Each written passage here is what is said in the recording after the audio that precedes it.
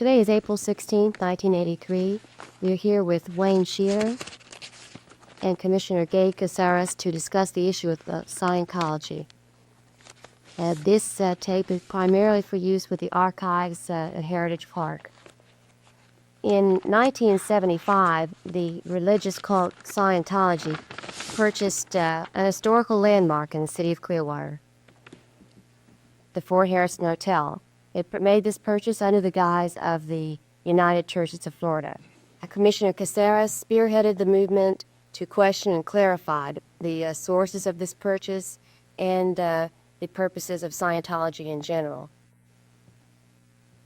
Since that time, the Scientologists have purchased $10.7 million in the city of Clearwater, and Commissioner Cazares has been the subject of a maze of suits and countersuits, as well as a victim of smear campaigns. Commissioner Cazares, as one of the major Clearwater figures, who is one of our persons who knows most about Scientology, first of all, can you give us a little background on yourself? I know you were born in Alpine, Texas, and you were in the service. How did you get to the city of Clearwater? You started off with a bad question. You're assuming that I was born in Alpine, Texas, which is something that I believed and had always accepted as fact until the Scientologists came to Clearwater. They went to Alpine, Texas, and tried to find evidence of my birth. And they went out to the cemeteries, looked at the tombstones, went to the newspaper files in the county court, and they could find no record that my birth had been registered anywhere. And they aren't aware of the fact that back in 1920, when I was born, it wasn't exactly a required thing that children born to Mexican parents had to go through all these bureaucratic bits of red tape. But I was born there. It's been established. And I was brought up in California. I attended Los Angeles City College and Fresno State College until Pearl Harbor. Right after Pearl Harbor, I enlisted in the Army Air Corps as a private. I spent a career in the Air Force. It was interrupted for a few years. When I got out to complete my education, I served in Europe in the Army Air Force, and I got out in 1946, and I attended Texas Christian University, where I obtained a Bachelor of Arts degree in sociology. And very fortunately, my studies included the use of power and groups and religions and anthropology. So this kind of prepared me for some of the things that were going to come later. I went back in the Air Force. I retired in 1966 as a regular Air Force lieutenant colonel.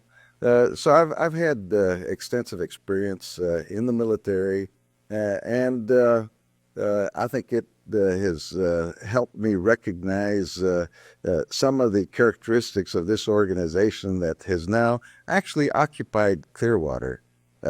And that's where we are right now. Thank you. You were mayor of the city of Clearwater at the time that the Scientologists made their first purchase, were you not? Yes, they came in the fall of 1975. I talked to the leaders of this group that at the time was known as United Churches of Florida. Scientology hadn't entered the picture yet. Here's a group that said they were an ecumenical organization that was here to raise the moral level of our community.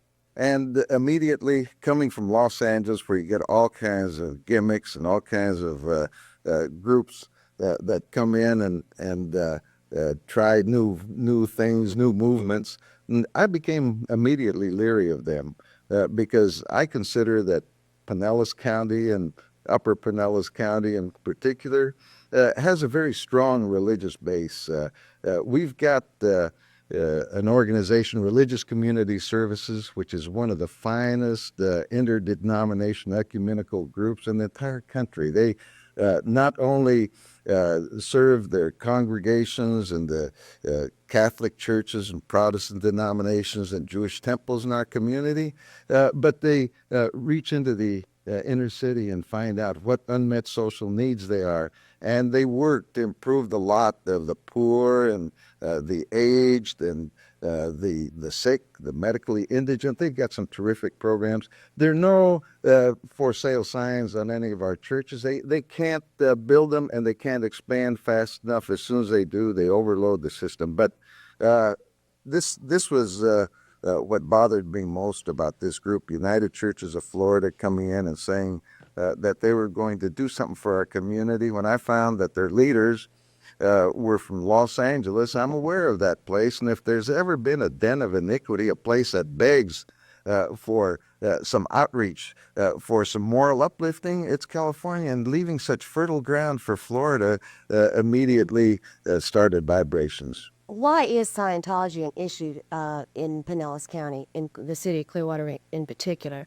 Is the issue that Scientology may or may not be a religion as such, or is the issue the manner in which they entered our community? Well, I think initially the thing that got people concerned about this organization and that led them to raise objections to their being here was the fact that they came into our community and they lied. They lied to the public officials. They said, "Oh, we're United Churches of Florida." They went into our temples and into our churches, and this is unforgivable. I don't know what kind of ethics is involved here, but for them to go to a Methodist minister, for example, and say, "Hey, we're an ecumenical group. We want to tie in with you. We want to put you on the air." They lied to all of our ministers in the town. They came in surreptitiously, and this was the initial problem. It wasn't until after we smoked them out, we put the pressure on, we kept asking them, "Who are you and why are you here?" that finally things got to the point where they had to say who they were, and people started flying in from Los Angeles, from New York, from all over the world. I was told at the time that there was an attorney flying in from Honolulu to sue me. And I said, "What have I done? I've just asked about this group." Well, at that initial press conference, when they finally came out and said, "Okay, we're Scientologists, so what?" So what? I'd never heard of the word Scientology. I couldn't even pronounce it. So they had lied to our people. And I looked up from my office in the city hall in downtown Clearwater, and I could see the Fort Harrison, a place that had catered to our business and cultural and social community for a quarter of a century, that had done very well. It was a center of our entire city, and it had been taken over by United Churches of Florida, who said they were leasing it from the Southern Land Development Leasing Corporation. As a former stockbroker, I'd never heard of Southern Land Development Leasing Corporation. As it turns out, they were one and the same. The people involved in both organizations were Scientologists. That's what bothered the people of Clearwater, that they came in like thieves in the night. And actually, in retrospect, we can verify now that what has happened here is that for the first time in the over 200 years that our nation has existed, an American city has been taken over, has been occupied. This is a virtual occupation, a military-type occupation by a paramilitary terrorist organization. I can prove it. I've got right here before me a cover sheet for a secret Project Normandy. This is one of several papers that were obtained not through surreptitious methods. We didn't steal them. We didn't fabricate them. We had said when they first came in, I had made a statement that Scientology was a real threat to our community, that they had intended to take over our city. This was from my guts, from everything that I saw. It just didn't make sense.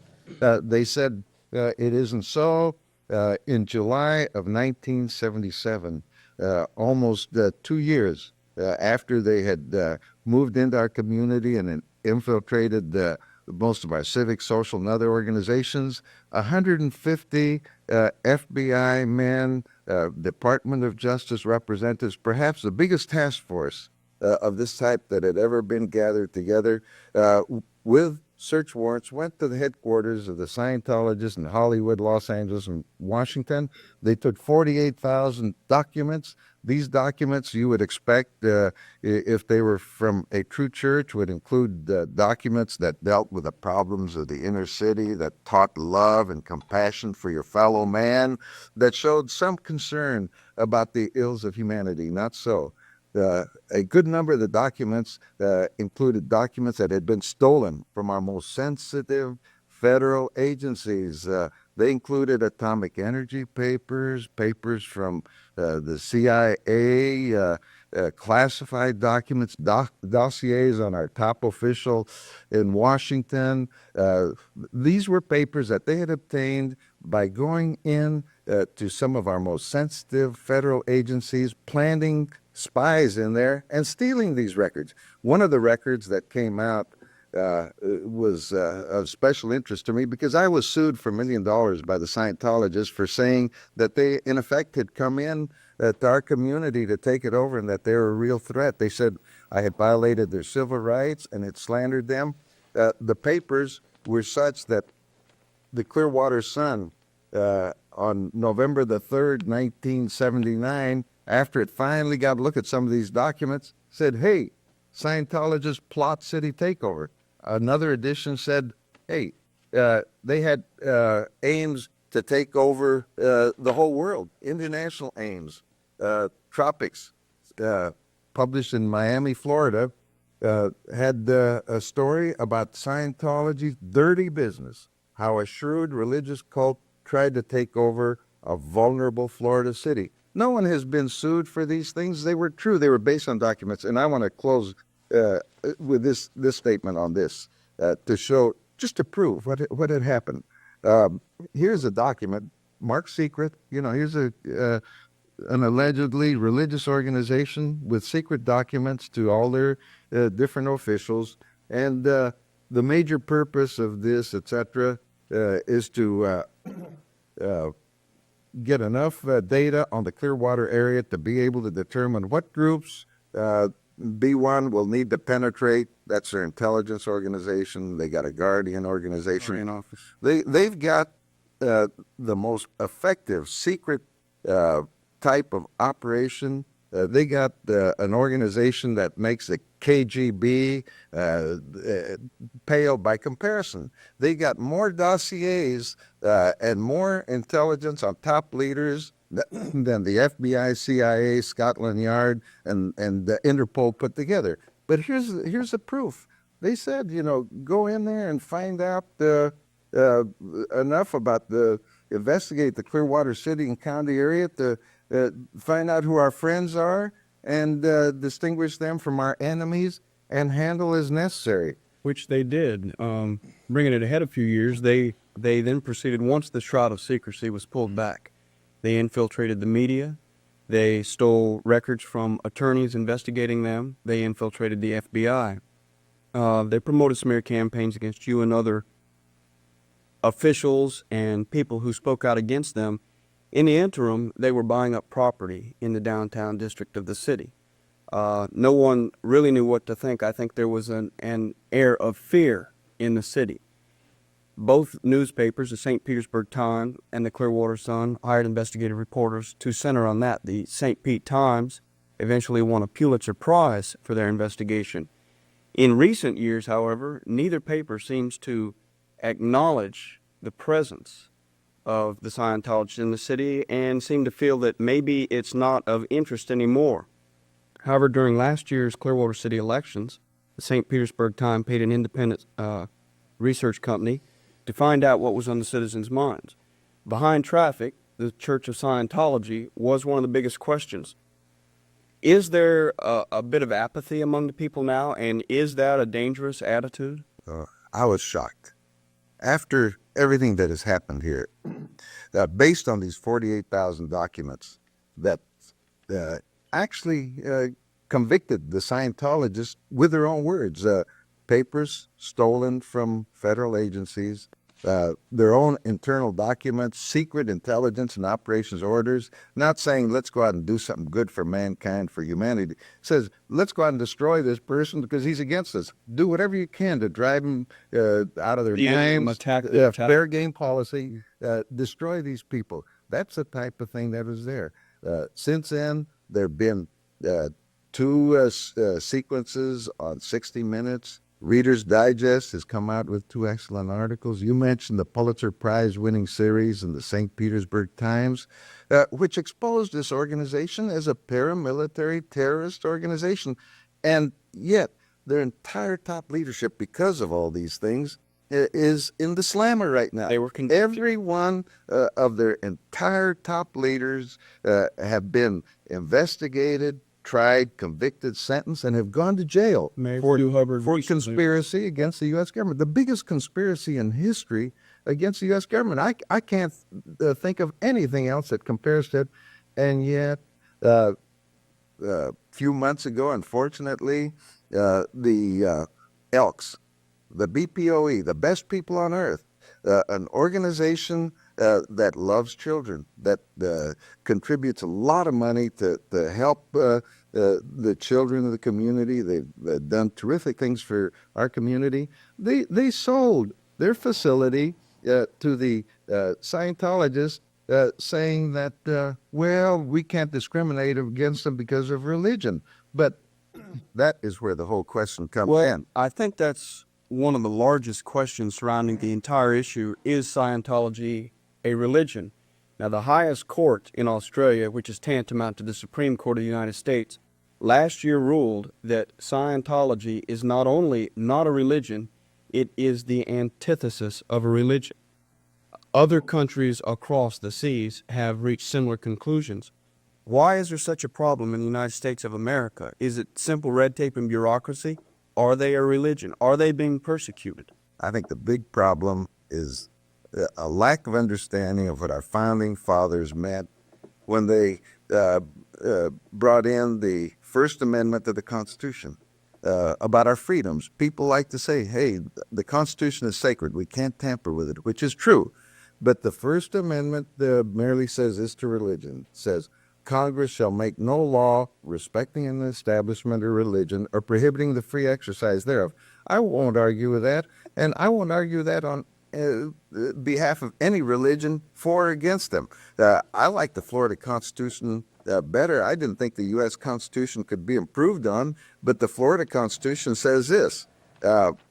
In Section 2, it says basic rights. No person shall be deprived of any right because of race, religion, or physical handicap. And we all agree with that. This is the American way. But Section 3 says religious freedom. Religious freedom shall not justify practices inconsistent with public morals, peace, or safety. This is the thing that people don't understand, that here we have an organization that professes to be a religion that has done some terrible things. If they are religion, it's an odd type of religion to me, one that would conspire against their government, one that would come up with an enemies list that would include, this is another secret paper, Prediction in Clearwater, years of 10 March 76. This ought to be a part of our history. This is a document that goes from one Scientologist to another. You ask for a chart of enemy lines used up to this point for the Clearwater attack. This is a military-type operation. Attached is a chart. The areas of priority to infiltrate are the St. Petersburg Times, the Mayor, I was only second there, Channel 13, Bob Snyder, but the Florida Attorney General, the Florida State Attorney General Russell are enemies of a church. Our two top law enforcement agencies in the state of Florida. This is signed Love Dick. I don't know what Dick's relationship is to Duke, but here it is. It says, things have been quite hectic with me the last 2 days. I wanted to send this to you to go over. Any changes or additions you want to make would be fine. So therein lies the confusion. The confusion is that people are hesitant to attack him because they think it's It's a religion, and Do you acknowledge them as a religion? I don't deal with that issue at all. I deal with what they do Well, as an organization. Isn't it important to deal with it, both having been the mayor of this city and as a county commissioner? Going back to the sale of the Elks Club, and the Elks feared violating the rights of a religious organization. Well, this magnifies itself when the city of Clearwater is trying desperately to revitalize a blighted district. There have been those who have championed the cause of creating an ordinance not to allow any not-for-profit organization other than a governmental entity from taking property off the tax rolls in the downtown district. This idea centers around the presence of the Scientologists. I don't think religion is the issue. I don't think religion is the issue with any of our destructive cults. It plays right into their hands. I don't discuss it. I discuss what they do. And we have destructive cults that exploit our young people, that take actions against our government, that take the young people away from their families and communities and use them. So I'm dealing with effects, with results. As soon as an organization commits conspiracy against the U.S. government of such gigantic proportions that they have to have 150 FBI agents go and look at the records, I think that they're removed from. I don't think religion is an issue. It wasn't an issue when the government moved in and took 48,000 documents. It's not an issue now. And the sad thing, this is what really hurts. You mentioned a while ago that it appears that there's a certain degree of apathy. I saw an operations order from the Scientologists that said, in effect, the Clearwater Sun's got some bad people that are saying bad things about us. Let's clean them out or buy them or something. And if you look at the list of people from the editor right on down to the copy man, they listed them by name. There's one of those people left on board at the Clearwater Sun, and the other day, and one thing that really made me sick, and one thing that contributes to apathy in this community, I saw an editorial in the Clearwater Sun just the other day that really made me sick. I couldn't believe I was reading what I was reading. In effect, it said, well, sure, we don't like these people any more than anyone else. Sure, they've done some bad things, but they're here. Let's accommodate. Let's live with them. You know, establish a modus vivendi, a modus operandi. Let's get along with them.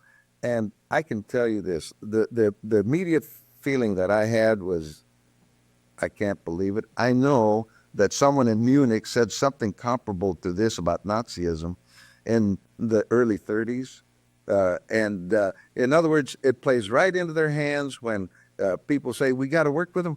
I don't have to work with Nazis. I don't have to work with the Cosa Nostra. There's no way that anything that these organizations can do would make them acceptable or suitable. And public apathy is a thing that's got to be fought. I would like the people to be reminded every day that here's a group that has occupied your community. You're under occupation. They've got so much power and so much money. L. Ron Hubbard, in effect, made the statement at one time that Scientology was extremely wealthy.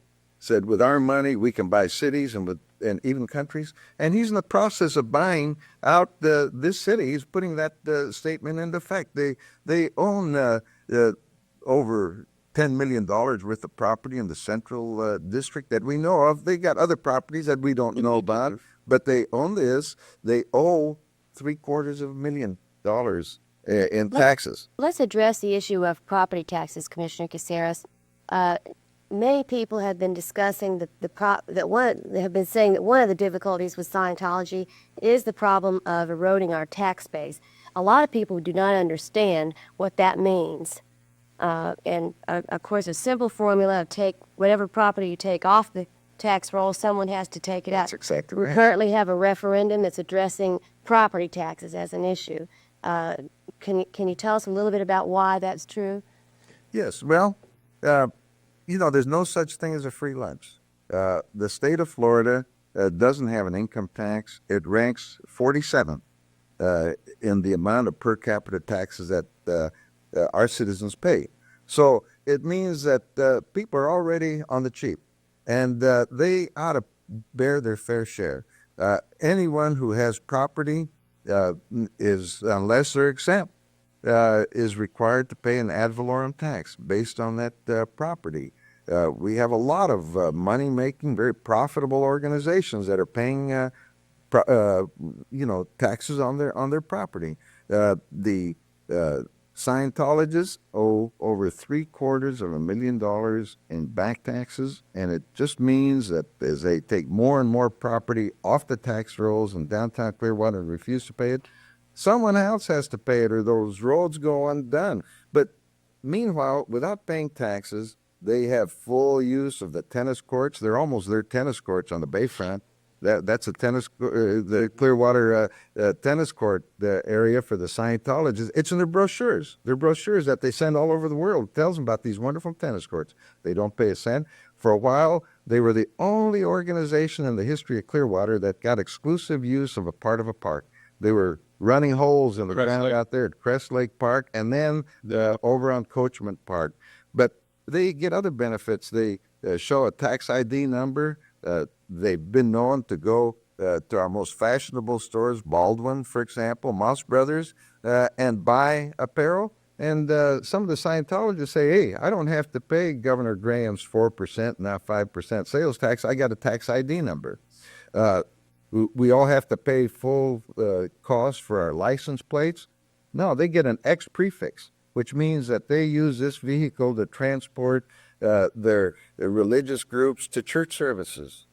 So they're not paying taxes. It's all our services. They're getting a free lunch. They're getting a free lunch, and they don't have a tax bill, and they don't have a labor bill. Because what they do when they get some of these young people that want to study Scientology or Dianetics, after they get them brainwashed, they get them to sign a billion-year contract to clear the planet. Right here in the city of Clearwater.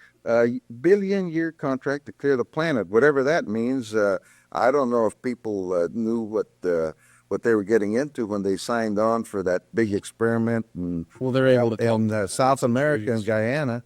But they get $3 to $20 a week, maybe, pay. What they do is work all day and do all the jobs that have got to be done in an organization of this type, the clerical work. They do work in the Fort Harrison Hotel to cater to all our visitors from all over the world that bring big bucks. And after they do this all day, then they study all night. No wonder that they're bombed out. Well, Commissioner, their arrears in their taxes several years, and it's purportedly because of their religious status. Were I a businessman in downtown Clearwater and arrears that much in tax, it has been in the courts. The property appraiser has said they must pay this. If I didn't, wouldn't the city or the county commission order the sheriffs to lock my doors and lock me out? Well, and why can it not be applicable to them? Why is the county and the city, why are their hands tied? Well, they're in the courts. The Scientologists haven't exhausted all their appeals. I hope that in the very near future, we're going to get a ruling on it. The Internal Revenue Service also has some deep concerns about their failure to pay taxes. Another cult, the Moonies, their leader, has been sentenced for tax evasion. He's doing the same thing. You know, he's got all the Moonies doing his work at Tarrytown and at Gloucester, Massachusetts, and selling flowers here on the streets in Pinellas County. Not the ones on the sidewalk with a little transistor in their ear. Those are just kids trying to make a living, trying to make a buck. But I'm talking about the adults out in the middle in the intersections selling flowers. But anyway, there's real money involved here. It's estimated that they're pulling perhaps $1 million a week out of Clearwater. They were in their heyday. I don't know if they're doing it anymore. But that's an awful lot of bread. It's estimated that the assets of this corporation are $1 billion.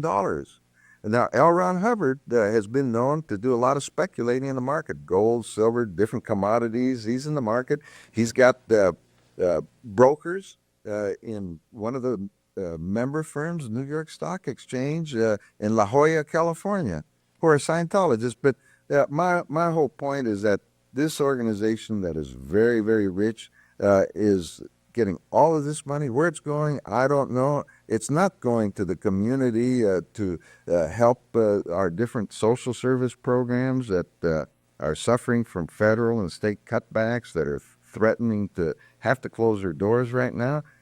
Some people are getting awfully rich, and I wish they just share part of their profits with the tax collector and here in Pinellas County and with the IRS. Commissioner Cazares, you mentioned L. Ron Hubbard a couple of times. We really haven't laid the background down a little bit. Maybe we should just describe Scientology and who L. Ron Hubbard is, the origins as we know them, just briefly. All right, fine. L. Ron Hubbard was a very prolific writer of science fiction. And when he came up with Dianetics, I think he still had science fiction in mind. I think he must have read Orwell's 1984. And I just reread it, and the parallels are unbelievable. But he's made some claims, and if you want to establish the credentials of a church, and you can't avoid looking at its leader to find out, what is his claim to fame? What has he done? What entitles him to be a charismatic leader, to be called a humanitarian educator, and all this? L. Ron Hubbard, one, has lied from the beginning. Everything in his biography is a pack of lies. He claimed to be an atomic energy student, one of the first people to get involved in nuclear physics. I've seen transcripts of his grades from George Washington University where it shows that he flunked or withdrew failing from many of these courses. He got an A in physical education, all right? Well, he made many claims yeah. which have since been proved to be a charade. But this is a character, the man, and they should warn his followers about what kind of man he is. I was in the military. Well, he claimed that he was a military hero, that it was while he was almost dying from wartime wounds that he was inspired to come up with Dianetics. Baloney.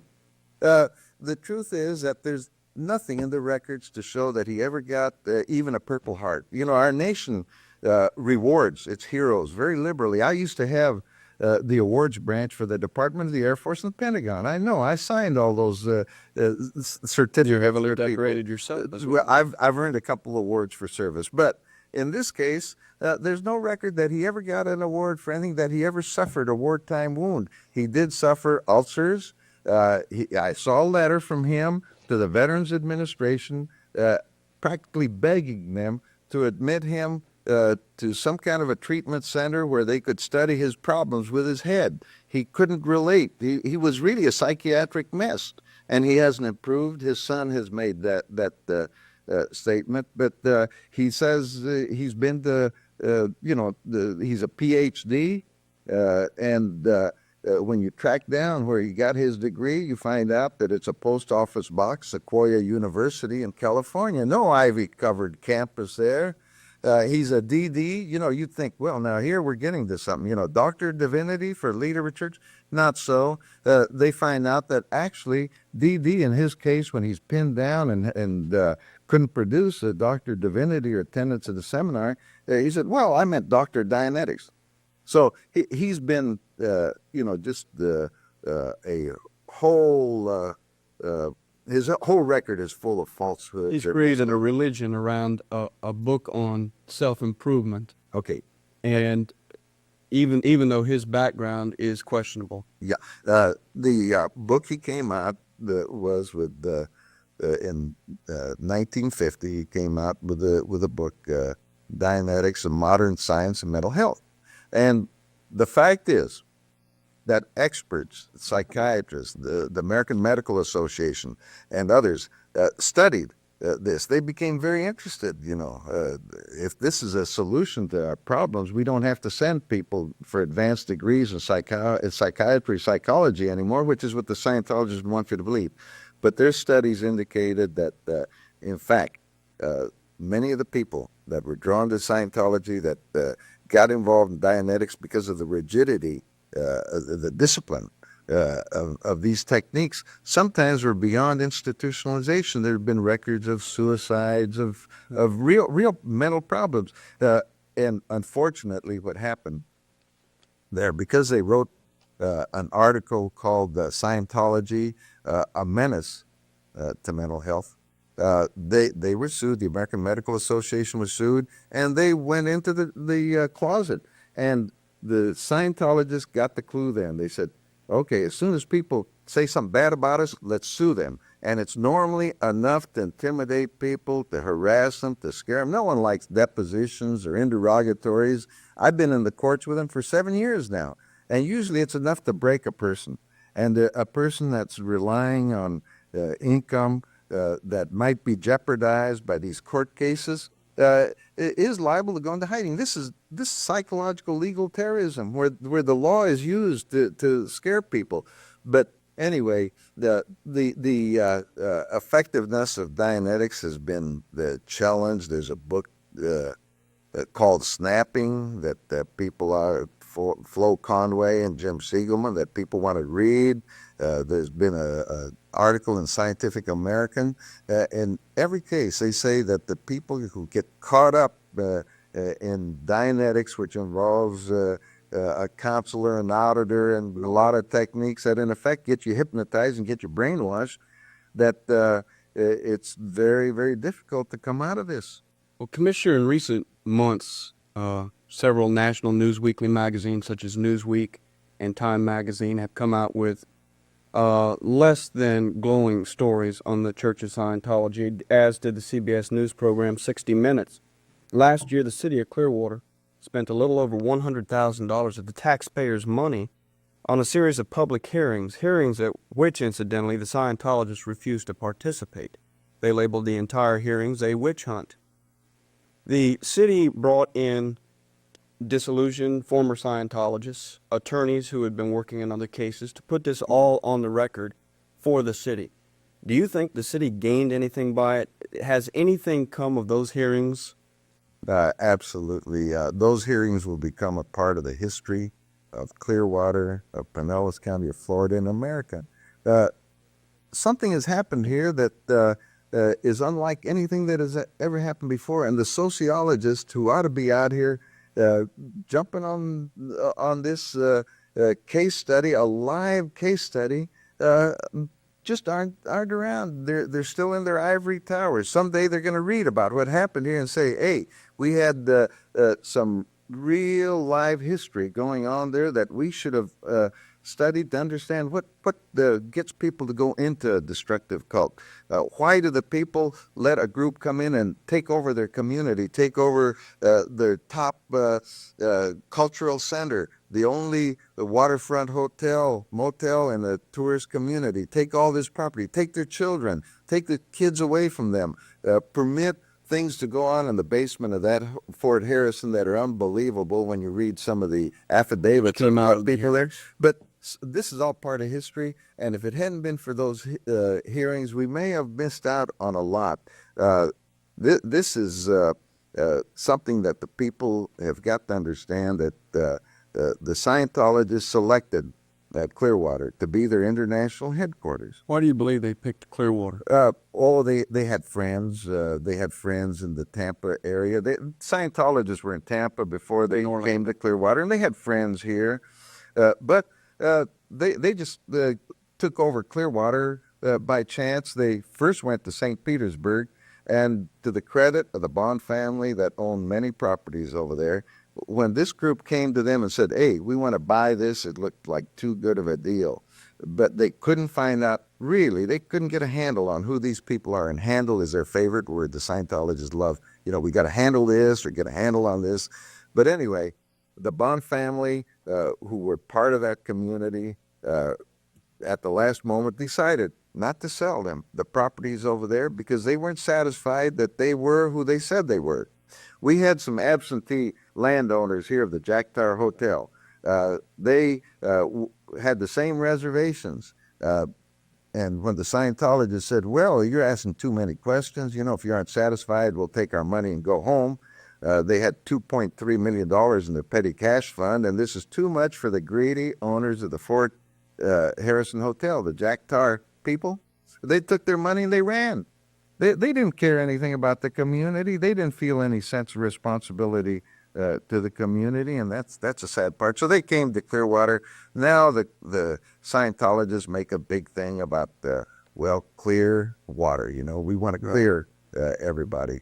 You're in a state of mind you can attain. And this may have been it, but I think it was people that were here and are still here in the area, people that we don't know. It's so bizarre to believe that anything like this could happen here, that when you talk about fifth column, a term that became popular in Europe in the 30s, when the Nazis would send someone into a community or a country to be their advanced people, to lay the groundwork, to find out who their friends and enemies are.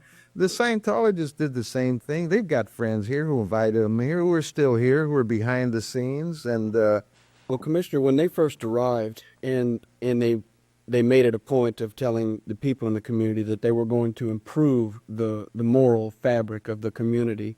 They began New Clearwater for the 80s, a group that was going to improve the district financially and build new buildings. They tried to start up a program called the Jarrah Society to aid the elderly people of the area. that scared them.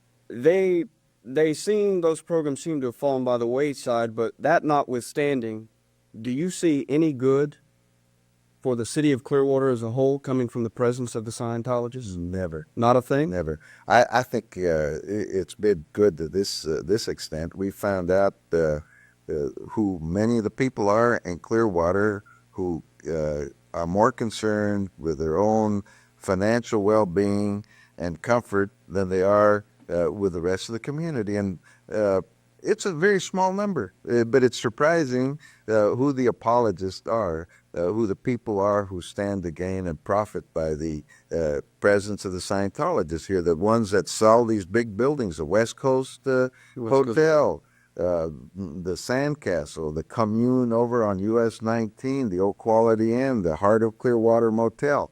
But there's some citizens that have made some real sacrifices psychologically to fight for Clearwater, because that's what it is. It's a matter of survival. And Clearwater is going to survive. I just can't believe for 1 minute that an organization whose entire top leadership has been convicted of conspiracy against the U.S. government, who has, on record, come into a community by stealth, surreptitiously, with a lot of lies, to occupy the community, to destroy people. That is so contrary to what the Americans have been told is the American way of life, and their way of doing things, that I can't believe that the Scientologists will ever survive. They're going to go away, but meanwhile it's caused a lot of pain and inconvenience for some people, but they can't survive. But the city will weather it. Oh, absolutely. It'll be stronger for it. Great. Commissioner, we know that you have another engagement to go to. Can we wrap up with what efforts should be going on, and as well as what efforts are going on to fight the Scientologists? Sure. And I should say at this point that wherever possible, I've tried to relate to factual documents, and in many cases their own documents. But right now, two things. Work with the Citizens Freedom Foundation, American Family Foundation. These are two organizations that have no access to grind. They're mostly made up of people who say, hey, we got to come out of the closet. They are national They're anti-cult national organizations. They're not, well, you can call them anti-cult. I like to say that they're pro-freedom, pro-truth more than anti-cult, because anti gives a negative impact. But someone has got to provide the facts. A group of courageous people